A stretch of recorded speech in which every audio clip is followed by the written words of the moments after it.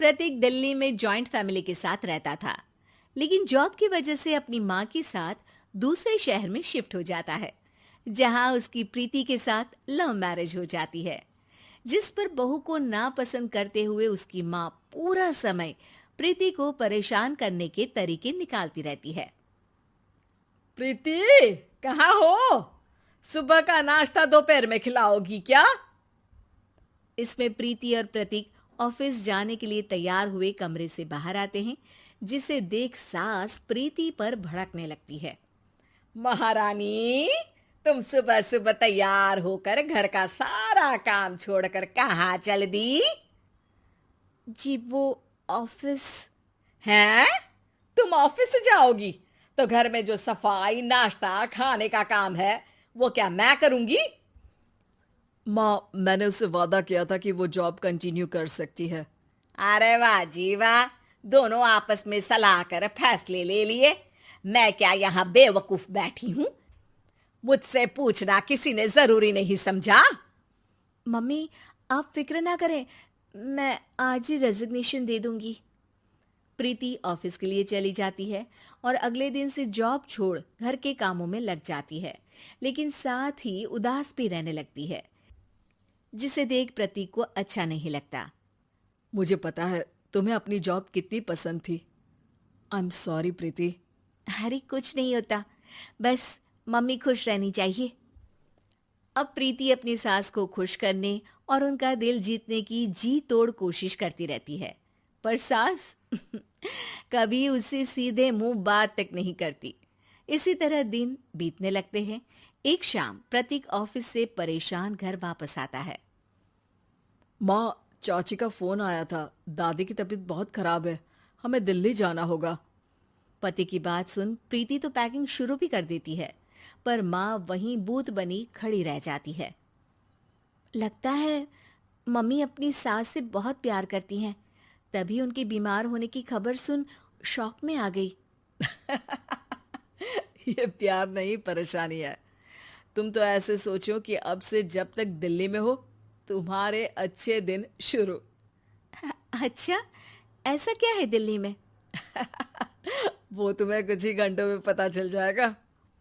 सास के रिएक्शन और पति की बात से कंफ्यूज्ड प्रीति दोबारा पैकिंग में लग जाती है, जिसके बाद कुछ घंटों का सफर तय कर तीनों दिल्ली पहुंच जाते हैं, जहां घर के अंदर पहुंचते ही लोगों की भीड़ देख प्रीति परेशान हो जाती है।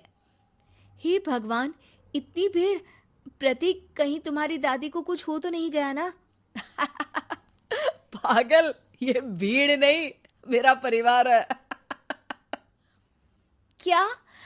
इसे तुम परिवार कहते हो? अरे इसे तो जिला घोषित कर देना चाहिए। तुम्हारा परिवार का तो अपना पर्सनल बिग बॉस बन सकता है।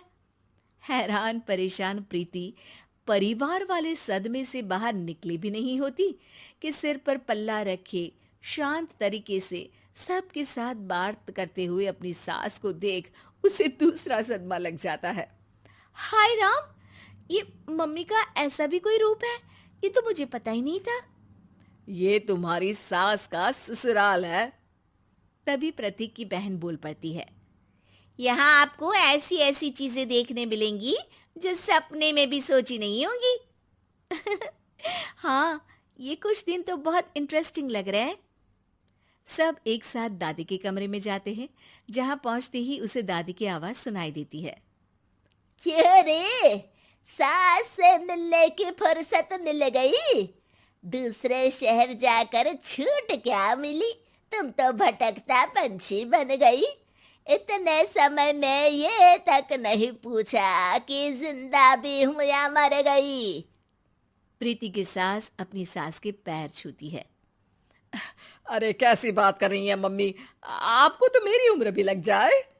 अरे बस कर, ये झूठी उम्र देने वाली बातों का दिखावा ना कर। तेरा बस चले ना तो जो मेरी बची कुची जिंदगी है वो भी अभी खत्म कर दे। अरे बहू कहाँ है? इस पर सास प्रीति को दादी से मिलवाती है। दादी प्रीति को बहुत प्यार देती है। क्यों बहू, तेरी ये सास परेशान तो नहीं करती ना? अगर करती है तो अभी बता दे, मैं इसकी क्लास लगा दूंगी। अरे कैसी बात कर रही है माँ जी, भला मैं क्यों किसी को परेशान करूंगी। प्रीति अपनी सास का ये रूप एंजॉय कर ही रही होती है कि तभी चाची वहां आकर प्रीति को अपने साथ ले जाती है। सास की क्लास लगते देख जो खुशी मिल रही थी वो तुम्हारे चेहरे से साफ पता चल रही थी, इसीलिए ले आई, क्योंकि अगर उन्हें पता चल जाता तो तुम्हारी खैर नहीं थी। थैंक यू चाची जी। चाची और प्रीति घर में झूले पर बैठी बात कर ही रही होती है कि उसकी सास भी वहां आ जाती है। मतलब यहाँ सारा काम मैं करूं और तुम बैठी हंसी ठिठोली करो?